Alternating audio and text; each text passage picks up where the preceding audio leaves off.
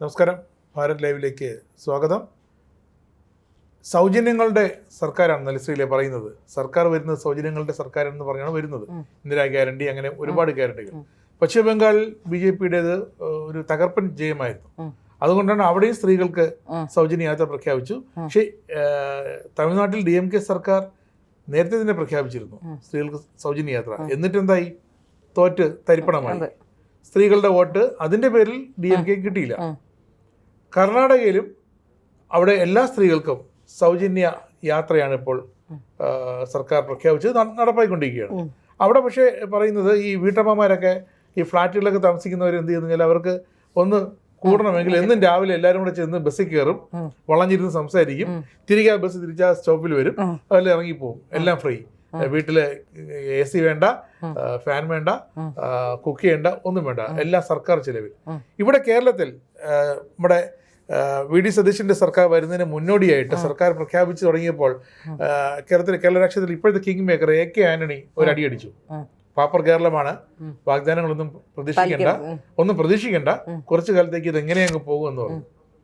അപ്പോഴേക്കും BJP മഹിളാ മോർച്ചക്കാരൊക്കെ സർക്കാർ വരുന്നതിന് മുമ്പ് തന്നെ സതീശൻ സർക്കാർ ഈ സൗജന്യം നൽകണം എന്ന് പറഞ്ഞ് ബസ്സിൽ കയറി സമരം ചെയ്തു.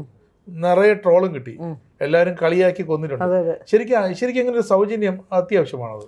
യഥാർത്ഥത്തിൽ ഞാൻ സൗജന്യത്തിനെതിരാണ്. ഒന്നാമത്തെ കാര്യം എൻ്റെ വ്യക്തിപരമായ അഭിപ്രായം. കാരണം കേരളത്തിൽ മറ്റേത് സംസ്ഥാനത്തെക്കാട്ടിലും വിദ്യാഭ്യാസമുള്ള സ്ത്രീകളുള്ള സംസ്ഥാനമാണ് കേരളം. എനിക്ക് തോന്നുന്നു ഏറ്റവും അധികം ജോലി ചെയ്യുന്ന, നല്ല ജോലികൾ ചെയ്യുന്ന, ഉയർന്ന ജോലികൾ ചെയ്യുന്ന സ്ത്രീകളുള്ള ഒരു സംസ്ഥാനം കൂടിയാണ് കേരളം.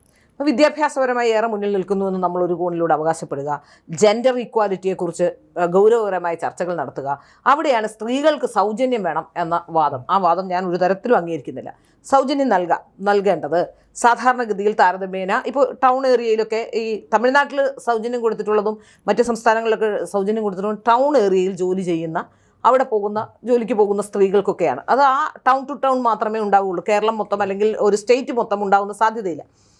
ഇവിടെയും അങ്ങനെ എന്തെങ്കിലും മാർഗം വെക്കണം എന്ന് തന്നെയാണ് എൻ്റെ അഭിപ്രായം. മറ്റ് സംസ്ഥാനങ്ങളിലൊക്കെ KSRTC ലാഭകരമായി ഓടുമ്പോൾ, KURTCയും ഒക്കെ ലാഭകരമായി ഓടുമ്പോൾ കേരളത്തിലെ കോർപ്പറേഷൻ വളരെ നഷ്ടത്തിലാണ്. യഥാർത്ഥത്തിൽ അവർക്ക് ശമ്പളം കൊടുക്കാനോ പെൻഷൻ കൊടുക്കാനോ പോലും വകയില്ലാത്ത അവസ്ഥയിലാണ് കേരളത്തിലെ KSRTC. അത് നമുക്ക് അറിയാവുന്ന കാര്യമാണ്.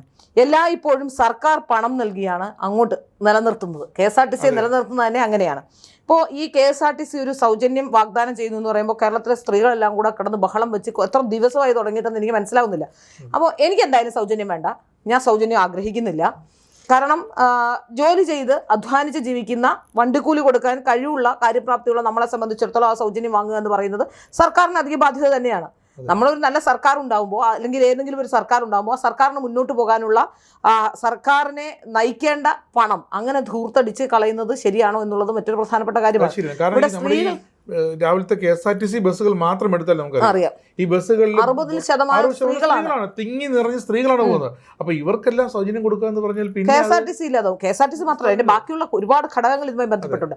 ഇവിടെ ഇപ്പോൾ ഈ KSRTCയിലെ സൗജന്യം എന്ന് പറയുമ്പോൾ KSRTCയെ മാത്രമല്ല ബാധിക്കുന്നത്, പ്രൈവറ്റ് ബസ് മേഖലയെ ബാധിക്കും. എങ്ങനെയാണെന്ന് ചോദിച്ചാൽ എല്ലാവരും KSRTCയിലേക്ക് തിരിയും, പ്രൈവറ്റ് ബസ്സിൽ ആളില്ലാതെ വരും, പ്രൈവറ്റ് ബസ് മേഖല തകരും, ഓട്ടോ അടക്കമുള്ള അവരുടെ ജീവിതോപാധി ഇല്ലാതാകും, മെട്രോ സംവിധാനങ്ങൾ തകരാറിലാവും. അങ്ങനെ ജീവിതത്തിൻ്റെ സമസ്ത മേഖലകളിലും ഈ ഒരു സൗജന്യം നൽകുക എന്ന് പറഞ്ഞാൽ, ഇപ്പോൾ എനിക്ക് തോന്നുന്നു അന്ന് എന്തോ ഒരു വോട്ട് കിട്ടാനോ അല്ലെങ്കിൽ ആ സമയത്ത് എങ്ങനെയെങ്കിലും സ്ത്രീകളെ കയ്യിൽ, ഞാൻ ചോദിക്കുന്നത്, ഈ സൗജന്യം നൽകാമെന്ന് പറയുമ്പോൾ വോട്ട് ചെയ്യേണ്ടവരാണോ സ്ത്രീകൾ? കേരളത്തിലെ 60%, അതായത് 52% സ്ത്രീകളാണ്.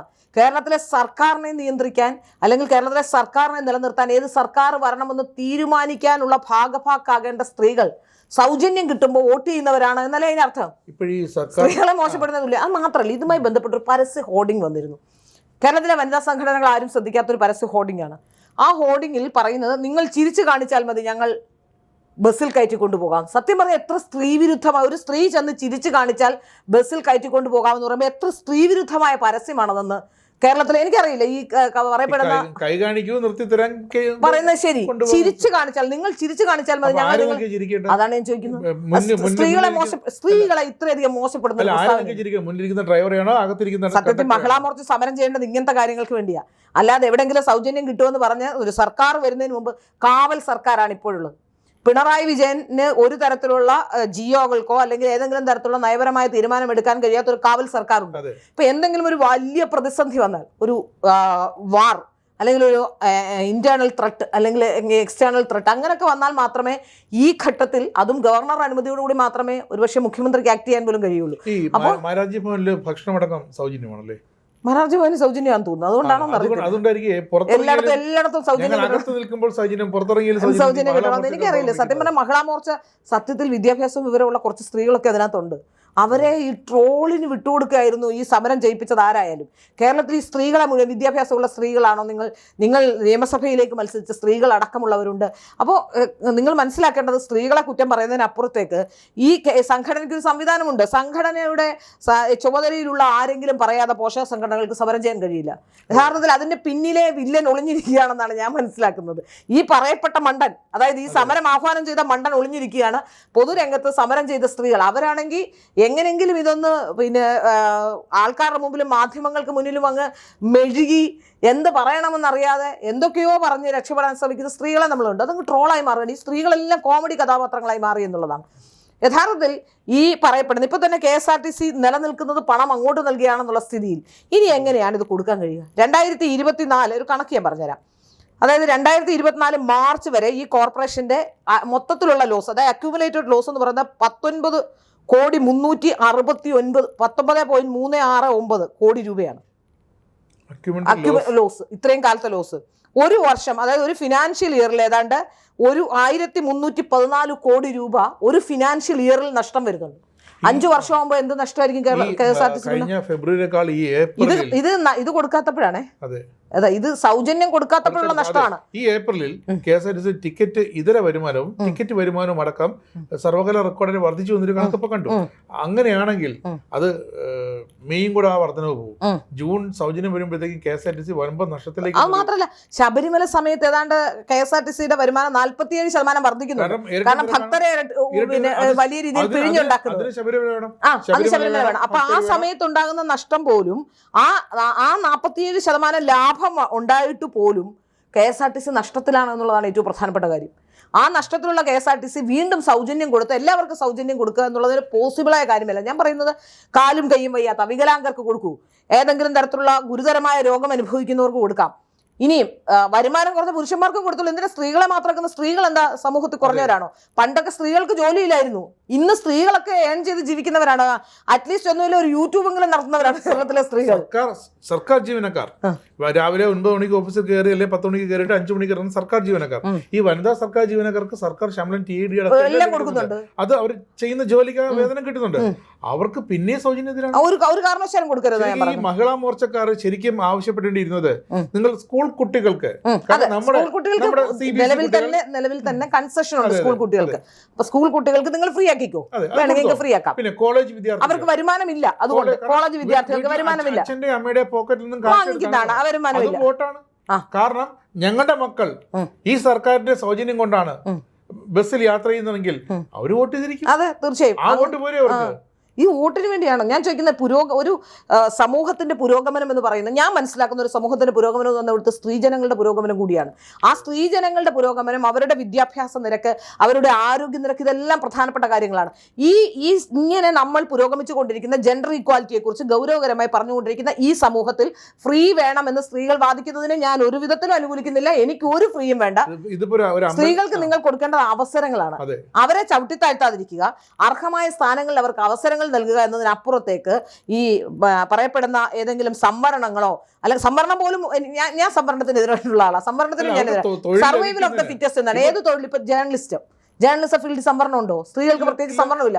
പുരുഷന്മാരോടൊപ്പം കഴിവ് തെളിയിച്ച് നിൽക്കുക എന്നുള്ളത് മാത്രമാണ്. അപ്പൊ ഞാൻ പറയുന്നത് സർവൈവൽ ഓഫ് ദ ഫിറ്റസ്റ്റ് എന്നാണ് എന്റെ തിയറി. എനിക്ക് സംവരണം ആവശ്യമില്ല എന്ന് ആഗ്രഹിക്കുന്ന ഒരാളാണ്. ജേർണലിസ്റ്റിലും ചില വൻകിട ചില ജേർണലിസ്റ്റുകളുണ്ട്. അവർ മാത്രമേ ഈ സർവൈവൽ ഓഫ് ദി ഫിറ്റസ്റ്റ് ആയി പോകുന്നുള്ളൂ. ബാക്കി ഒരു 80% പല ഘടകങ്ങൾ താഴേക്ക് പോകുന്നുണ്ട്.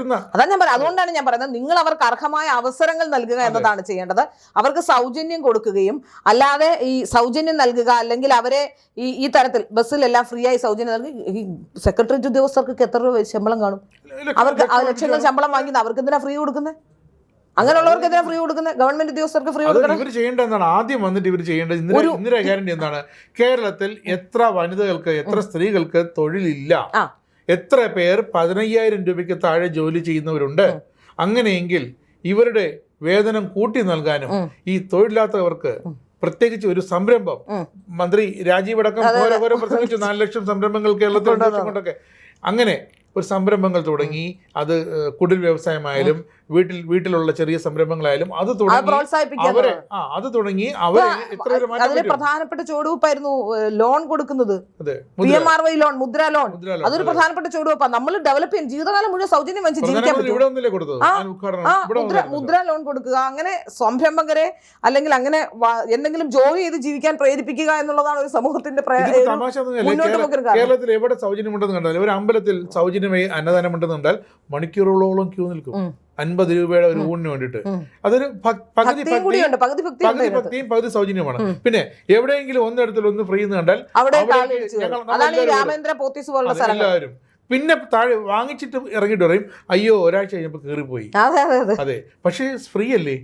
അല്ലെ ഇതെന്താ ചെയ്യുന്ന ഡിസ്കൗണ്ട് പോലും ഞാൻ മനസ്സിലാക്കുന്നത്, ഇപ്പൊ 2,000 രൂപ വിലയുള്ള ഒരു ഉടുപ്പ്, ഈ ഉടുപ്പ് 1000 രൂപയ്ക്ക് തരുന്നുണ്ടെങ്കിൽ ഇത് അവർ ചെയ്യുന്നത് എന്താണ്?